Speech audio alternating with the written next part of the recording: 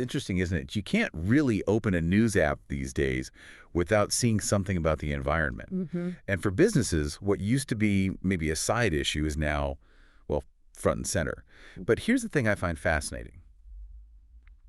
It feels like this isn't just about being responsible. No, not anymore. It's increasingly looking like the smart move financially. That's absolutely right. We're kind of moving beyond seeing sustainability as just, an ethical thing. Right. Now, it's deeply connected to a company's long-term financial health, its ability to manage risk, and frankly, just staying relevant. Exactly. So today, we're taking a good look at environmental sustainability in the business world. We've gone through quite a bit of material, a pretty comprehensive guide, an article exploring some of the cutting-edge green technologies. Yeah, and there was that research study, too, on building resilient strategies. Wait, think of this as like your shortcut to understanding what's really important here. Yeah, our aim is really to pull out the core insights from all this stuff and give you some tangible examples of how businesses, big corporations, but also the smaller guys, the SMEs. Small, medium-sized enterprises, yeah. Right, how they're successfully integrating sustainability. We really want to show you why this isn't just some fleeting trend, but a fundamental shift towards resilience and growth. Okay, so let's get into it. Why is environmental sustainability such a big deal for businesses right now? It feels like more than just a phase. Well, the sources point to, a perfect storm of factors. For one, there are real cost savings. Okay. We're talking things like using less energy, cutting down waste, even stuff like optimizing transport, getting smarter about using those standard 40-foot containers, for instance. Fewer trips, less fuel. Exactly. Lower emissions is a real win-win. Right. Beyond that, there's the whole risk side of things. Right, risk mitigation. Yeah. Climate change impacts are becoming clearer. Businesses not addressing their footprint face, well, more regulations, maybe reputational damage, too. Right. And it feels like those rules, emissions, energy, recycling, they're only going to get tougher. Right, precisely. And we can't ignore the customer, especially younger people. Consumer demand. Their buying choices are, increasingly swayed by a company's green credentials or lack thereof. Ignore that, and you're ignoring a huge market. So it's almost like good sustainability practices are becoming a competitive edge. Absolutely a competitive advantage. And, it can actually drive innovation, too, pushing companies to find new sustainable ways of doing things, new products, services. Exactly. And finally, there's just this growing sense of ethical responsibility, that businesses have to play a part. It's a really powerful mix of drivers pushing this shift. Okay, that all makes sense in theory. But what are some concrete examples? What are businesses actually doing? The guide had some great illustrations. Let's take renewable energy. Okay. REI, the outdoor gear company. They source 100% renewable electricity.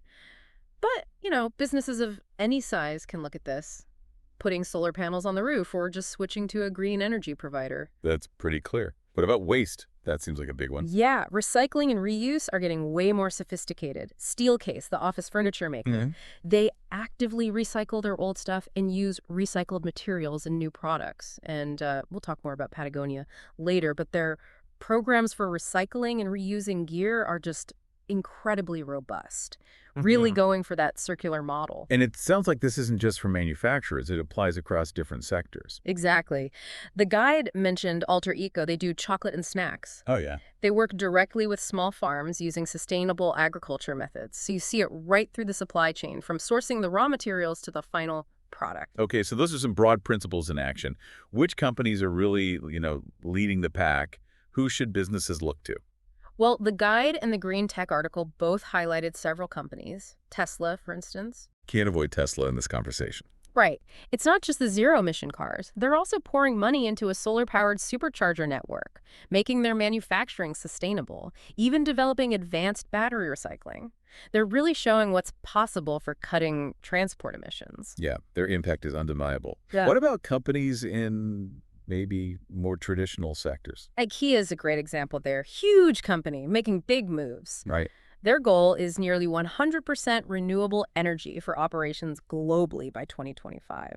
They're working hard on their carbon footprint across the board. And their products too, right? Like the LED bulbs and stuff. Exactly. Promoting low impact, living with energy efficient products, water saving taps, and they're scaling up in-store recycling, trying to get customers involved in circularity. Now, of course, Patagonia always comes up. Always. Their whole approach to the circular economy is just so complete. Oh, so. Well, it starts with sustainable materials, minimal recyclable packaging, but then they offer free repairs to make stuff last longer. The Warren Ware program. That's it.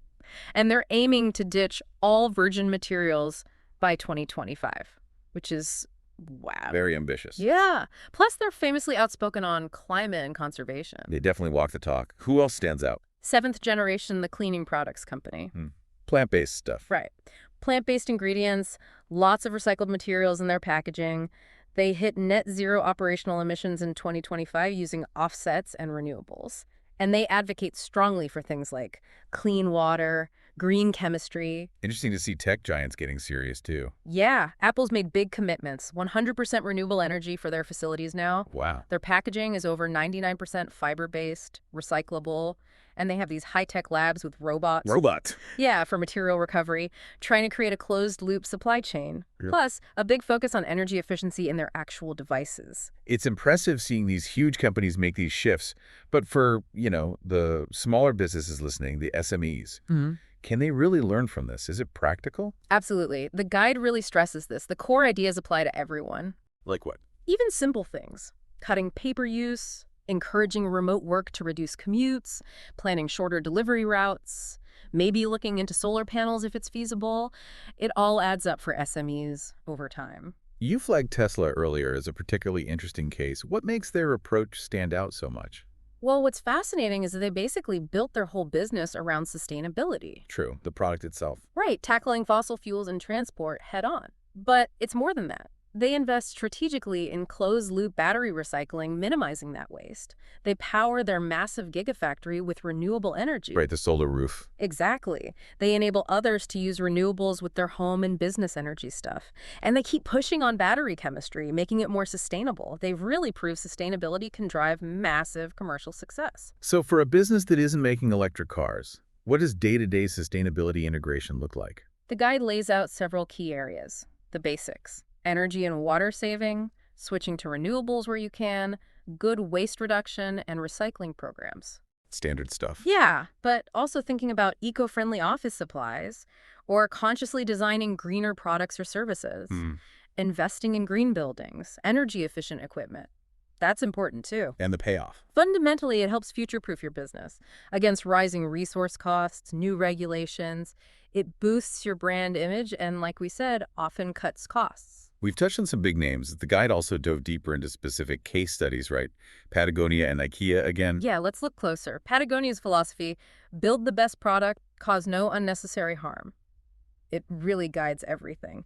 Their sourcing commitment aiming for zero virgin materials by 2025, using organic cotton, recycled polyester is huge. They insist on fair labor standards, too. Right. And that Warren Ware recycling program, running since 2005, promoting longevity, even their HQ runs on 100% renewables, big solar array there.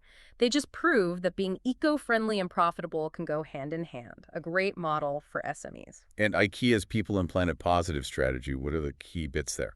Well, given IKEA's sheer size, their impact potential is enormous. Sure. Their strategy focuses on a few things. Sustainable sourcing, getting to 100% certified wood and more sustainable cotton.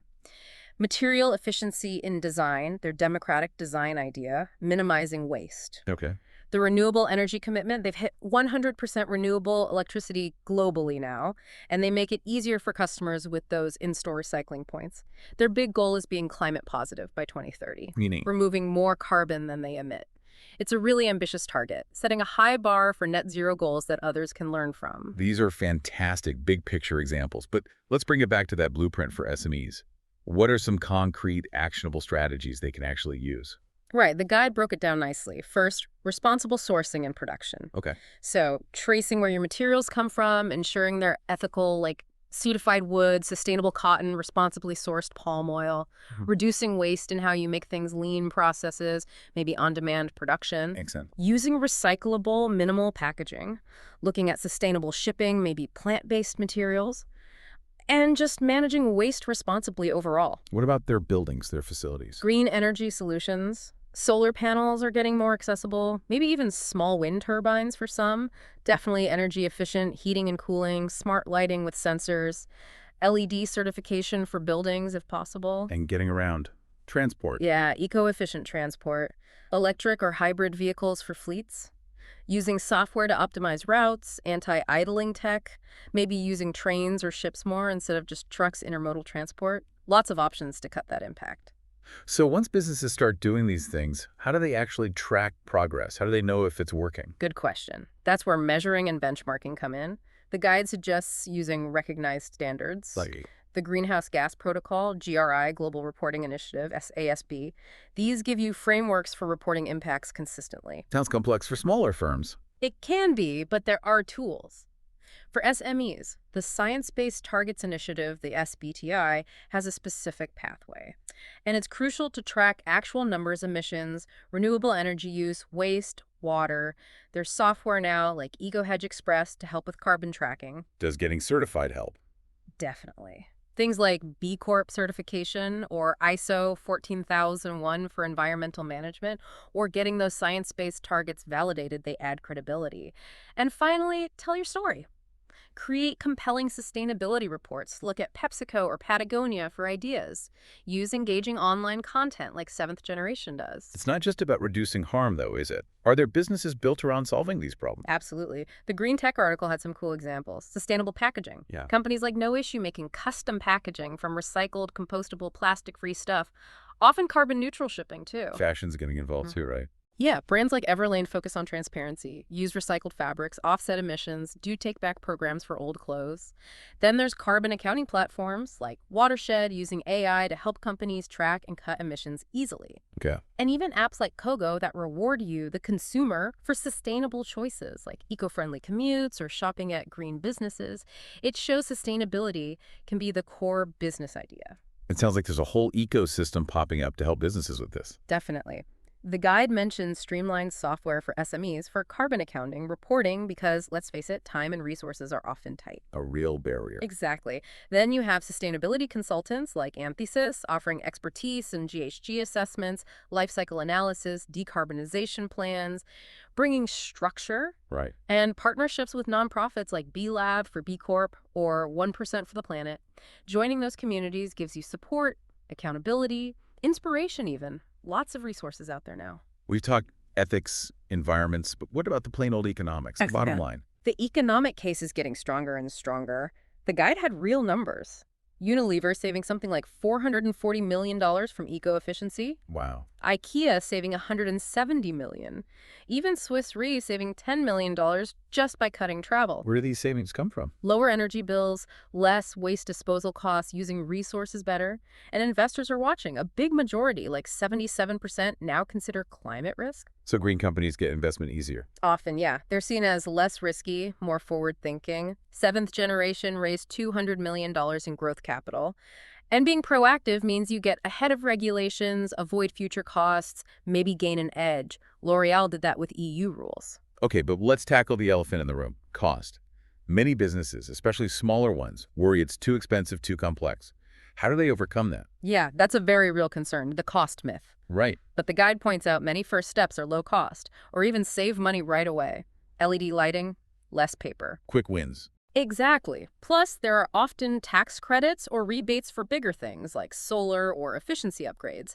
The key is having a long-term plan, prioritizing things with a quick payback first. What about not having the expertise in-house? That can seem daunting, but you can start small. Assign someone responsibility, support them getting certified, maybe in energy management.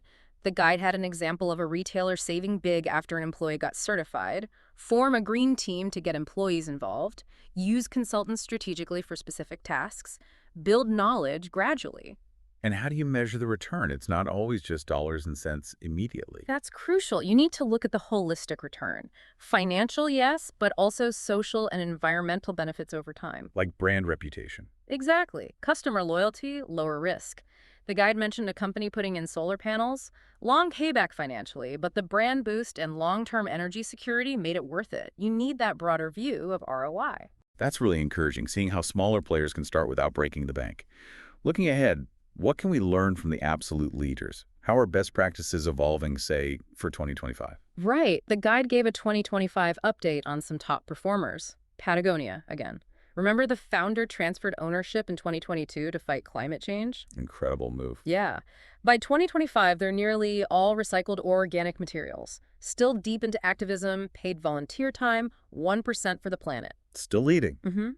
IKEA is making strides towards their 2030 goals, over 65% renewable or recycled materials in 2025, generating more renewable energy than they use now, expanding their buyback and resell program, And Unilever? progressing on their plastic goal, 100% reusable, recyclable, or compostable. They hit 83% in 2025. More supply chain transparency, trading farmers in regenerative agriculture, testing refillable packaging. So for SMEs wanting to follow their lead, Key things are: use tech for measuring and making decisions, set public goals, nudge your supply chain towards sustainability, get employees and the community involved from the ground up, and explore those innovative ideas, buyback schemes, tailored renewables. finally there was that study about Morocco, a national level view. How does that connect back to individual businesses? It's an interesting angle. While it looked at national strategy for green tech using fancy methods like fuzzy Delphi, Okay. the core findings are relevant anywhere. It highlighted the importance of having a strong environmental foundation, what they called environmental capital, and using resources efficiently, plus supportive regulations. So basics still apply, whether it's a country or a company. Pretty much. It just reinforces that you need a solid base, efficient operations, and ideally a supportive environment for sustainability to really take root and be resilient. A strategic approach matters at any scale. It's really clear then, isn't it? Environmental sustainability isn't just nice to have anymore. It's fundamental to good business. Absolutely. It's this powerful mix: managing risk, finding new revenue, becoming more efficient, attracting talent. People want to work for companies doing good. So for our listeners, especially those running SMEs, what are some final actionable thoughts? Where should they start? I'd say start small, but think big.